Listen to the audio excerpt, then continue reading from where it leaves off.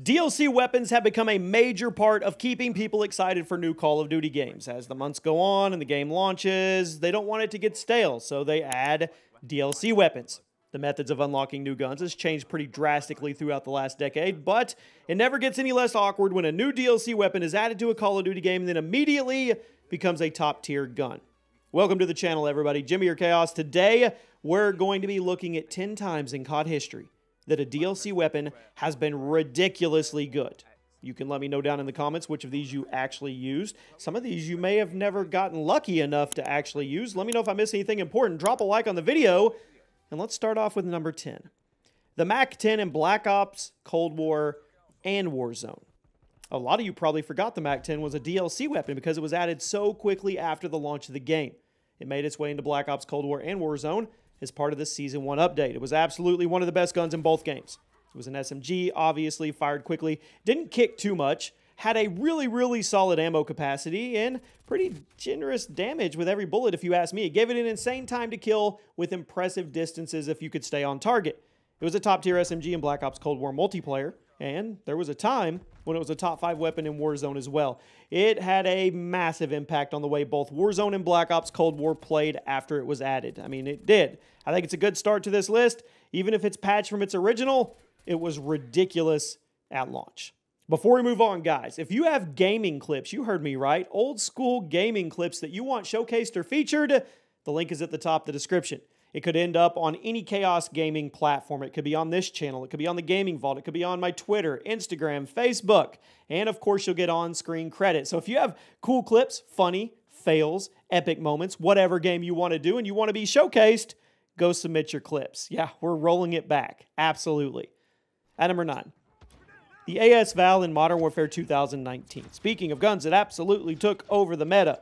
Assault rifle, integrated suppressor, looked cool, brought into Modern Warfare 2019 and Warzone with Season 6's update, but despite being such a late entry to the game, still one of the most memorable and recognizable weapons from MW 2019 because of how popular it was. Very fast fire rate, insane time to kill, and since it was integrated by default, you didn't have to waste one of your attachment slots on playing stealthy. The AS Val wasn't super popular in Warzone because of that small magazine, but in standard 6v6 multiplayer, it was everywhere because the absurd time to kill in the suppressor. It has since become synonymous with the new Modern Warfare series, and since it was added very late in the game's first year, it's a good choice to be on today's list. At number 8, the M16 in Black Ops 3. It was added quite a ways into the game's life cycle. It was a pretty big hit with the community because it felt old school.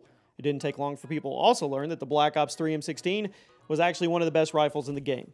3-round burst rifle, no recoil, pretty high fire rate, pretty standard for an M16 in Call of Duty, but what made this version different was the range, the insane range. By default, the M16 was capable of a one-burst kill for up to 50 meters, which is roughly 90% of the Call of Duty gunfights you get in.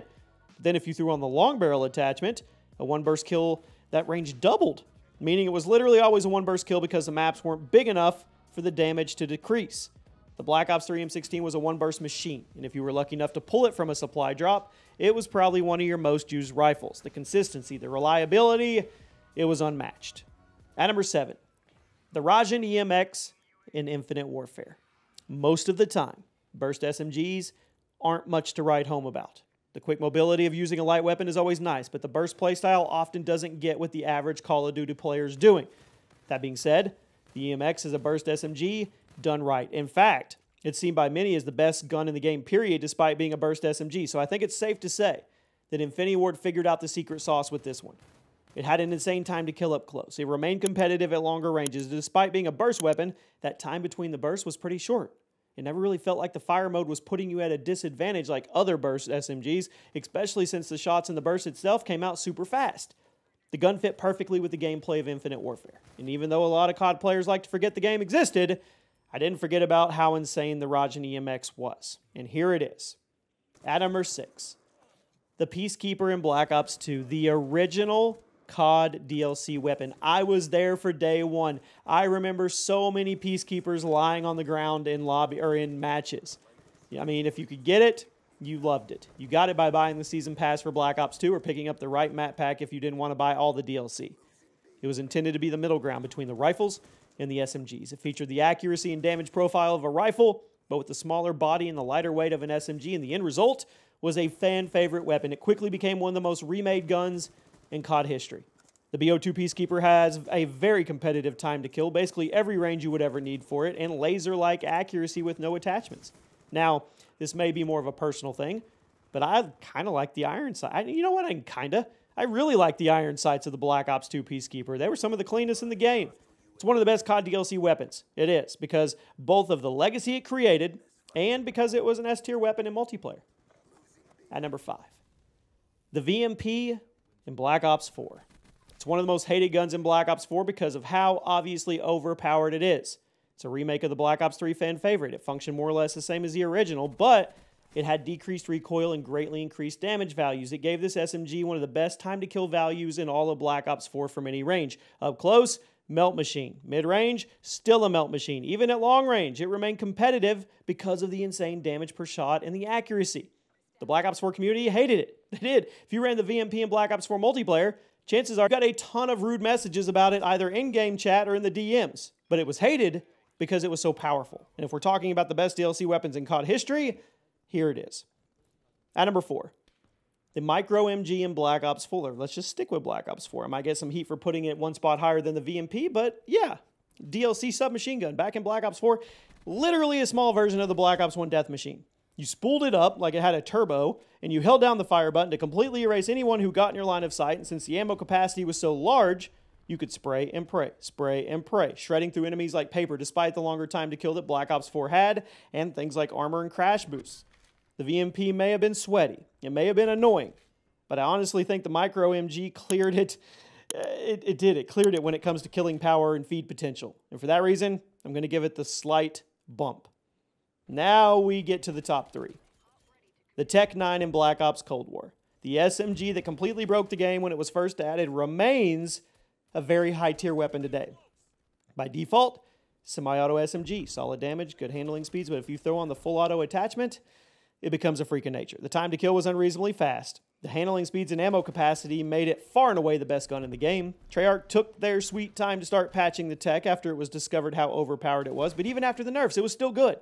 Might not have been as good as it once was. In fact, definitely not as good as it once was, but it was good. And it had a lasting impact on the gameplay of Black Ops Cold War. And for just how broken it was initially, I think it earned the number 3 spot. Nobody is going to be surprised with that, right? Okay. Number 2. The XMC in Black Ops 3. Now, it was meant to be a futuristic remake of the fan favorite MSMC from Black Ops 2. It did look like it, and it felt like it. It quickly became a point of conversation in the Black Ops 3 community because it was way more powerful than original. It was easily the best gun in the game. It wasn't a debate. The XMC was completely overpowered when it was added to the Black Ops 3 supply drop system. If you were lucky to get it, you would be treated to the easiest lobbies of your entire life. Yeah, up close melted, long range melted, handling speeds of an SMG, super low recoil of an AR. There's literally no downside to using it, and it totally outperformed everything else in the game. Treyarch even patched it, but it was still OP. I'd still call it a top 5 overall weapon in multiplayer. So I have to ask, how many of you actually managed to get your hands on it before it was patched? And now, number 1. The best DLC weapon in COD history, hands down, was the Proteus in Infinite Warfare. I'm willing to bet there are less than 10 people watching this video who actually got to experience hands-on the original version of the Proteus. The infamous sniper shotgun hybrid weapon. It launched with a literal aimbot built into it, and Infinity Ward had to pull it out of the game, patch it, and put it back in.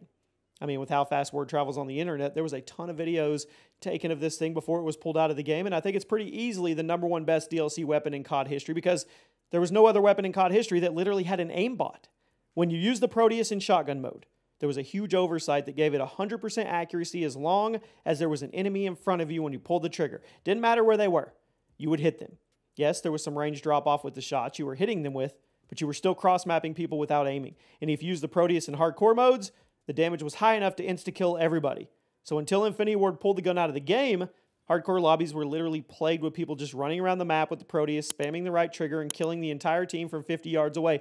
It was insane. It was broken, and it was patched out super quickly. But it was the best DLC weapon in COD history. The gun was patched up, and it currently, I would call it a mid-tier choice in multiplayer, but the original version of the Proteus deserves the number 1 spot today. You know it, and I know it. And there you have it, my friends. Let me know one DLC weapon that did not get the love it deserved and needed to be on the list, and I'll see you soon.